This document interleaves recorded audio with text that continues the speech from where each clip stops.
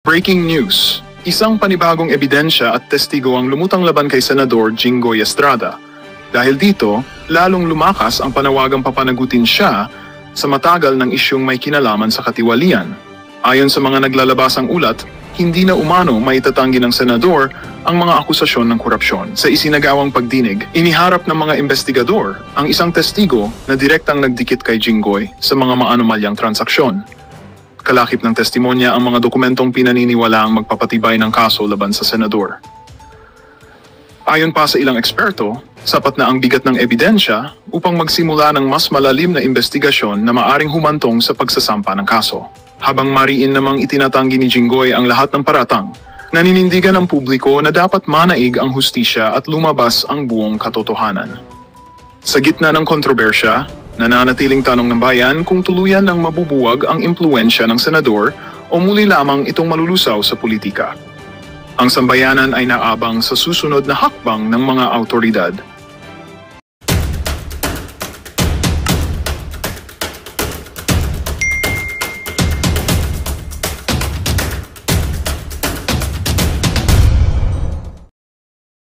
Yes, Your Honor. Turo mo, ito? Apo, siya po. Okay. Yung kausap niya sa linya, sa kabilang linya sa cellphone. Sino? Si Mr. Eric Santiago, Your Honor, si Picoy. So, Morales, Enriquez, inaamin mo, ikaw yon. Okay. Santiago, ikaw yung kausap sa kabilang linya? Yes, sir. Pwede kong i-deny pero aminin ko po na ako po yun. Ikaw yon. Okay, thank you.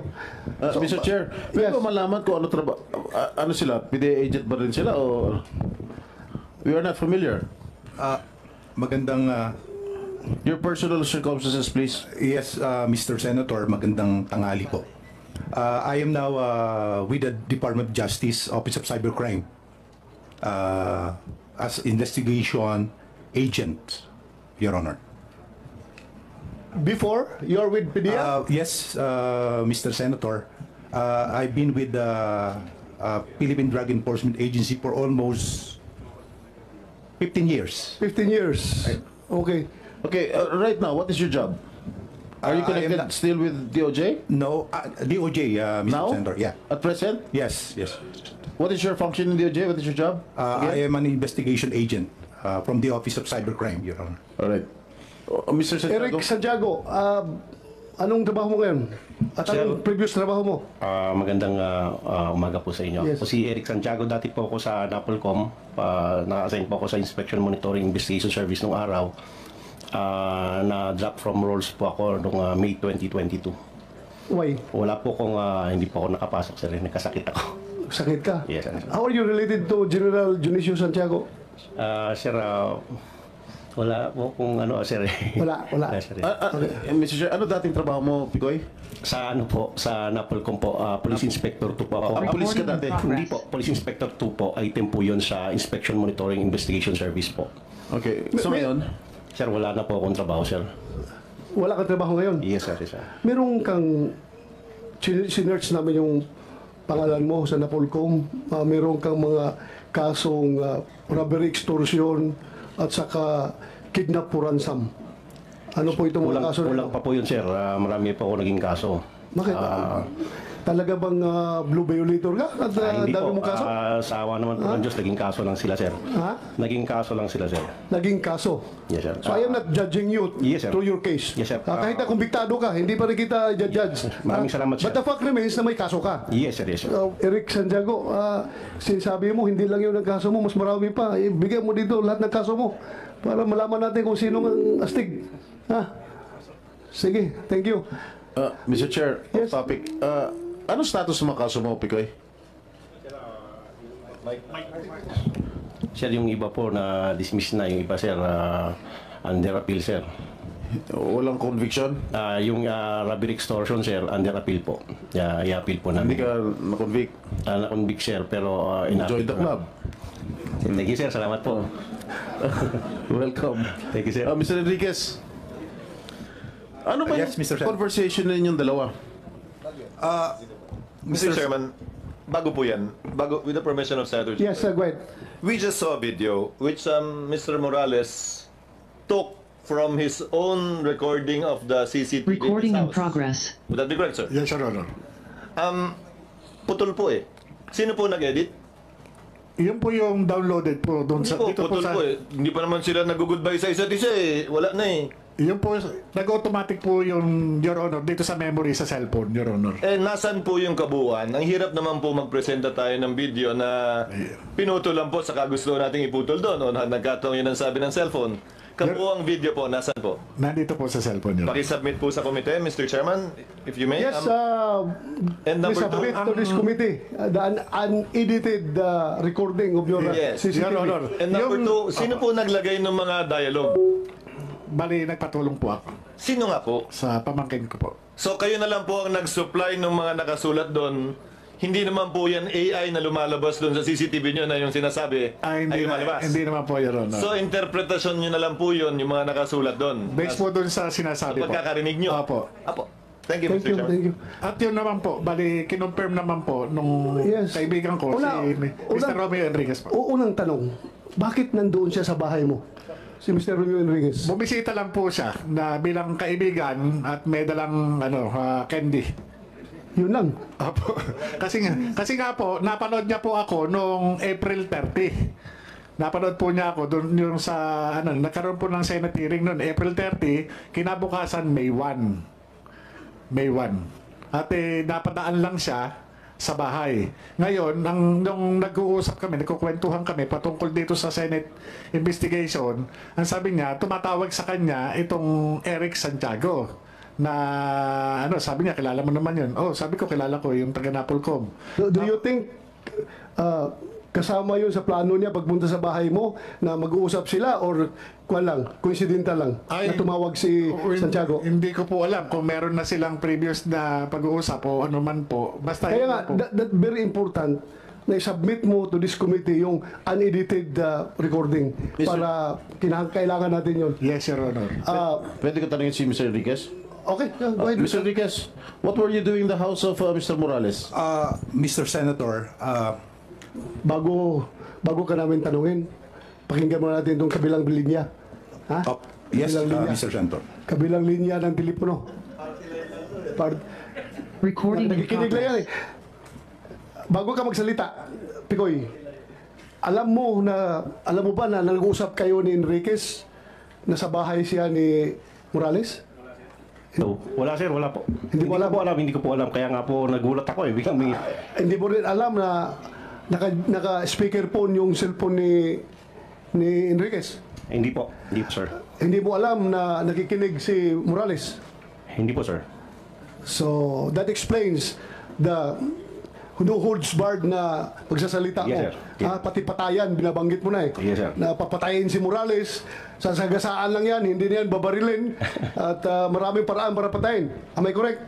Yes sir. Yes, Kasi, sir. had you known na nakikinig si Morales, hindi mo siguro sabihin yun. Hindi sir, kung pakayaan niyo po akong sabihin muna to sir o sagutin ko muna yung sa inyo. Kung alam kong nakikinig po siya sir, mas marami pa po ako sasabihin. Mas ano po. Sir. Mas malala pa. Yes. Mas yes. malala pa. Para believable sir. Okay, sige. Pakinggan natin yung statement mo. Go ahead. Magandang araw po sa inyo, mga mahal naming senador. Sa mga nakaraang araw, napukaw ang atensyon ng bayan dahil sa sinasabi ng isang ex-agent Jonathan Morales na dokumento mula sa PIDEA. Nung nakaraang pong hearing, nabanggit niya na ni Ginoong Morales ang pangalan ko na Eric Santiago na tumawag sa isang Romy Enriquez na sinasabi niya na nais ko siyang pigilan sa kanyang pagsalita tungkol sa nasabing dokumento. Sa punto pong ito, nais ko pong ipabatid sa galang-galang na Senado ang wala akong intensyon na pigilan at ang totoo ay upang patunayan lang sa bayan ang dalawang bagay. Ano po yun? Na napakadali pa lang mapunta dito. Gagawa ka lang ng isang kwento at kakang-isip na kwento sa pamamagitan ng pambobola, mapupunta ka na rito. Pangalawa, na upang pabulaanan at bigyang kalinawan ang mga bagay-bagay na sinasabi ni ex-agent Morales sa pamamagitan sa pagpapakita ng mga dokumento na dala ko. Siyensya na sir, hindi ako sanay magsalita sa maraming tao. Panglubog lang sir eh. Please continue. Gusto ko rin gamitin ang oportunidad na ito upang humingi ng taus-pusong paumanhin sa mga taong walang kinalaman sa aking plano, ngunit alam kong grabing naapektuhan dahil sa paggamit ng kanilang mga pangalan. Unang-una po, kay paring Romy, pare, pasensya na, nasama ka rito. Pero I have to do this eh. Pangalawa po, sa pangalan ni Ginoong James Kumar, kung asan man po siya, pasensya na po. Sa nasabi ko po na dokumento, ipakikita ko pang magbigay dagdag linaw sa sinasabi ni Expedient Morales. Nandito po yun. May hawak po akong dokumento na gusto ko lang ipakita talaga. Ito po yung rason kung ba't pinasakay ko sila sa usapan. Para makapunta lang po ako rito at may presenta mga dokumento sana na magbibigay linaw sa mga sinasabi ni Agent Morales. Ano yung sabi mo, pinasakay? Yes sir, pinasakay. Parang dalawang ang gusto kong patunayan sir eh. Magkwento ka lang, makakarating ka na rito. Kwentong barbershop sir. Kwentong barbero lang. Katang isip. Makakarating ka na. Andito po ngayon, napatunayan ko ngayon yun. Napatunayan mo ngayon? Yes sir, nandito po ako. Kasi So you mean to say, itong committee na ito ay pwede pala mag-imbestiga ng katang-isip lang? ako po, ang sinasabi ko, yung akin po, hindi po kayo. Kayo po ay tunay. Alam ko po ang inyong layunin. Ako po ay para sa akin. Gusto ko lang pong makarating dito upang magbigay linaw lang po, magdagdag linaw dahil sa mga dala. We are not interested of your dagdag linaw. We are interested on what happened, what transpired in that recording. Kaya yun ang explain mo. Huwag ka na maghanap pa ng ibang dagdag linaw. Please explain your side as far as that video is concerned. Yun po ay katang-isip ko lang. Pasensya na po kayo. Kaya po humingi po ako ng tawad nga po kay paring Romy at saka kay... Katang-isip na... Kasi actually sir, hindi naman para hindi naman para sa lahat yun eh. Sa amin lang sana yun. Pero dahil po na napunta po ako dito, dahil nga po sa isang salita niya na... Sandali, katang-isip lahat ng sinasabi mo doon? Yes sir. Kinakatang-isip mo ito si... Kaya nga po humingi po ako ng tawad sa kanya eh. Kaya... Wow! O, hindi naman kami grade 1 dito, mga senador kami. Ay nako, ibig mong sabihin na binubula mo lang siya para mabulak kami, para imbitahin ka dito, para makapagsalita ka ng something against kay Morales. No, mali po. Ganon. Yan ang Mali po, hindi po kayo sinasabi mo eh. Hindi po kayo dapat kong bulahin. Hindi ako binubula mo, siya ang binubula mo para pagbula mo sa kanya, mabubula rin kami kasi may video yun nga usapan ninyo eh. Ibig mong sabihin, ganun kakagaling iyo. Kahit na ilang bisis ka kaso mo, yung kaso mo, huwag mong pasis ko lang yun. Yes sir, I understand Pasis sir. lang yun sa aking panerbisyon pagka-pulis. I understand. Kaya huwag mo akong bilugin dito ha. Yes, sir. Kung siga ka, kung maro ka sa labas, kung nabubula mo yung ibang tao, not me. Ha? Yes. Not me. Kasabot ko sir. Ha? Sabot ko sir. Anong Bisaya mo ka? Taga saan ka? Taga Davao ako mama sir. Ibig sabihin po maro taga Davao. Dili tao sir. Oy. Ay. Now please continue. Explain your side yung nangyayari sa usapan na yun. Sige, I will give you the floor. Huwag kang lumihis sa ibang topic. Yun lang muna. Stick to that video. Yung lahat na sinasabi mo doon, bigyan mo ng context, bigyan mo ng explanation, bakit mo nasabi yung mga bagay na yun. Please. Yung kung totoo po, ako po nandito, ang purpose ko po is magsabi ng totoo. Yun nga, sabihin mong totoo, bakit ka tumawag kay Marquez at mga sinasabi mong patatahimikin siya, huwag na magsalita, at may binanggit ka ba nung pangalan na Lam? Ano yung Lam na ibig mo sabihin? Sir, actually sir, naririnig ko lang sa YouTube yun sir eh. You play, kumsek you play. Baka sabihin naman, Hindi, ibig sabihin sir. baka ibig sabihin, yung committee na ito, gumagawa na naman ng AI generated video recording ha? Kumsek, please play the video. Yung sinabi niyang Lam. Narinig mo lang yan, hindi mo ginamit? During your conversation, hindi mo ginamit yung salitang Lam? Sir, ginamit ko nga. O, Ginamit ginamit ko mo? nga sir, kasi ganito nga Ano sir. ibig mo sabihin ng Lam? Sir, ganito po yun. Naririnig... Sandali! Anong ibig mo sabihin ng Lam? Sinabi mo, binanggit mo. Yes sir, naririnig ko po sa YouTube lang yan. Yung Lam, si First Lady, si James. O kaya nga, bakit mo nasabi yung Lam na yun? Doon? Para pasakayin nga po sila sir. Kung gusto niyo pong malaman ng totoo. Pasakayin. Opo, para papasakayin lang po si Romy at si Agent Morales sir. Eh, hindi mo nga alam na nasa bahay ni Morales si Marky Enriquez. Ganito po yan, sir. Si Romy kasi, pag matri-trigger ko siya, alam ko na makakarating kay Morales yan. So anong purpose mo? Anong agenda mo Ay, dito? nga po, sir, Anong kasi- motive mo? Bakit mo siya iti-trigger? Sige nga. Gusto ko po kasi may mga dokumento po kasi kung dala. Kasi sir, kung napapagod na po kasi ako sa paulit-ulit na sinasabi nila, alam ko naman na mas may explain ko, sir. Dahil sa mga dokumentong dala ko. Ano yung mga dokumento na mo? Pwede ko ba ipakita, sir? But before you show that document, explain your side. Bakit mo sinabi yun? Huwag mo kaming bulahin, ha? Yes, sir. Ha? I will cite you in contempt directly kung magsinungaling ka dito, ha? Kasabot ko, sir. Huwag Kasabot mo kong dalahin sa bula-bula. Kasabot ko, ha? sir. Kasabot ko. Kumsik, i-play mo nga yung may sinabi siyang lam. Huwag mong sabihin, bula mo lang kami dito. Wala pong ganun, sir. Sorry po. Sige. Okay. Kasi ngayon, mama, ha? Hindi, ganito, pakinggan mo na yan. Ganito mo yan. Nagpuputok yan. Okay? Huwag kang kaya nga ganito, padre. Kaya kung Narinig natin dyan na voice recording at saka yung nilagay ni Morales na yung line-line dyan na nag-interpret kung ano sinasabi. Totoo, the same as you have heard as your conversation with Santiago? Mr. Senator, the video speaks for itself. Okay, correct. Yung narinig mo dyan, totoo. I confirm, sir. So, do you confirm na pinapasakay ka lang ni Santiago? Binubula ka lang niya?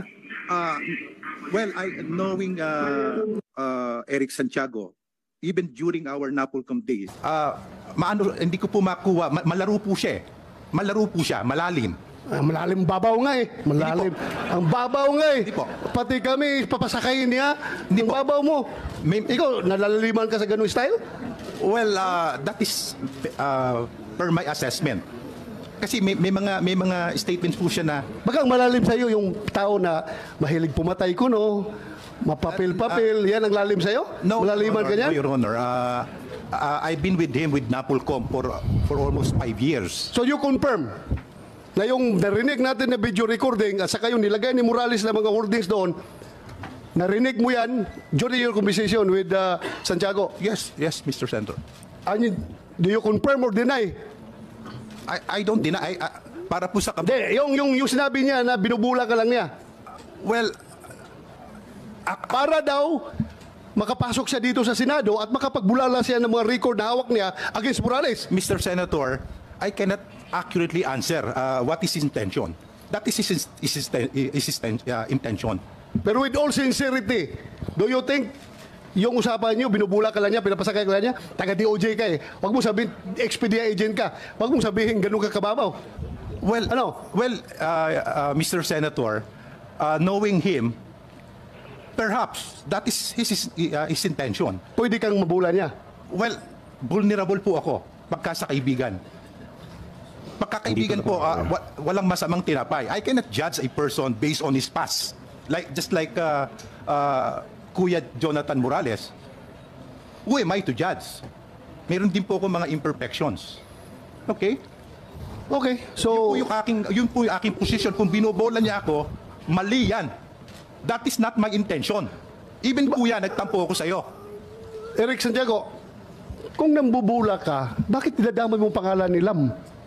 Sir, para po makatotohanan ng istorya.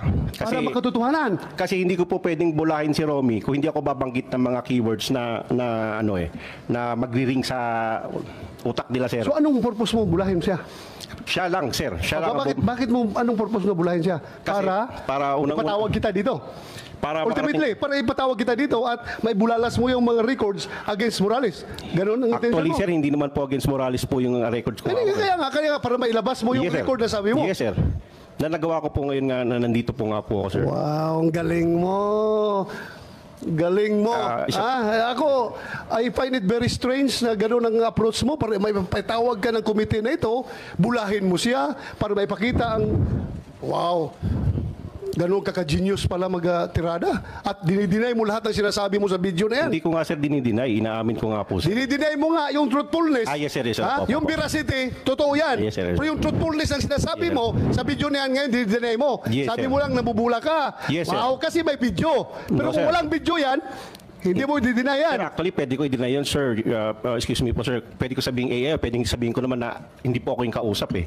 Pwede ko pong gawin yun. Pero hindi ko nga po ginagawa. Hindi ka naman maka-atras kasi kausap mo, mayroong telephone number sa'yo, kayo nag-usap. Pero sir, Akala mo ba, pwede ka mag-deny dito? Sir, hindi po. Try mo i-deny at Yes, sir. I understand, sir. Kasabot ko, sir. Kasabot yun kayo.